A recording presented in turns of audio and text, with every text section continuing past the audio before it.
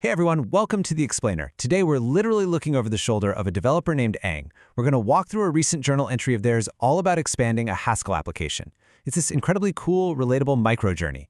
We've got a new feature request, a bizarre invisible roadblock, and, spoiler alert, a very modern AI-driven solution. Let's jump right in. So here's the setup. The goal is pretty straightforward, right? Take an already working Haskell program and expand it so it can support EPUB files. Now, if you've ever built document handling software, you know that supporting standard ebook formats, it's not just a nice to have, it is absolutely essential. But here's the million-dollar question. How do you wire up a complex format like EPUB into a live codebase without, tearing the whole thing down and starting over? Well, the secret weapon here is Pandoc. If you're not familiar, Pandoc is an absolute powerhouse. It's basically the ultimate universal document converter. So rather than reinventing the wheel and coding an EPUB generator from scratch, which sounds like a nightmare, Ang decides to use Pandoc's API. Because it already has all these built-in conversions, integrating it just lets this Haskell app stand on the shoulders of giants. It's a total game changer. All right, moving right along to part 1, expanding the Haskell project. Okay, let's look at the actual implementation. Adding this EPUB support basically just means routing the new format exactly the same way the old ones were routed. So the old logic cleanly handled PDFs and Typst files.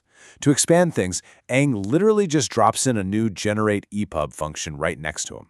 Honestly, it's a perfect example of writing clean modular Haskell code. You don't break what's already working, you just pave a new path. Which brings us to part 2. Wiring up the Pandoc API. So once that route is established, here's how the code actually does the heavy lifting. The flow here is beautifully straightforward. First up, the app triggers that brand new generate EPUB function. Step 2, the code goes and grabs the standard EPUB3 layout using a function called compile default template.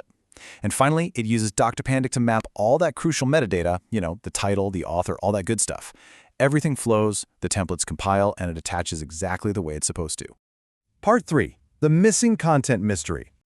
So, on paper, everything looked absolutely flawless. The code compiled perfectly, zero errors. But cue the classic programmer plot twist. We've all been here, right? The system says success, but then you actually look at the output. When Ang opened up that freshly generated EPUB file, there was a beautiful, perfectly formatted table of contents, but the actual content of the book, completely invisible. Literally just a ghost book. You had this pristine menu leading to absolute nothingness. So frustrating. Let's get into part 4, an automagical AI fix. Okay, so how do you even begin to fix a silent failure like that? The file exists, but the text is just gone. It's notoriously annoying to debug. To figure it out, Ang fired up a specialized diagnostic tool, a console app called epubcheck. By running that invisible file through epubcheck, Ang could dig into the super strict underlying specification errors that were hiding deep in the file. With EPUBs, you really can't just guess. You have to see exactly which formatting rules you're accidentally breaking. And this is where the workflow gets super modern. Ang actually brought in an AI assistant to process that giant list of errors from epubcheck. Now, it wasn't a magic one-click fix right out of the gate, but as Ang put it, somehow, the AI automagically managed to get it right after several iterations. By basically just feeding those strict errors back into the AI over and over, it unpredictably but totally effectively adjusted the logic and completely solved the invisible text mystery. Problem solved. Finally, part 5, customizing the future layout. So with that incredibly annoying bug officially squashed, the EPUB is totally viewable, zero spec errors. The integration is a success. But, a developer's work is never really done. Ang points out that the next step here is moving way past the basics.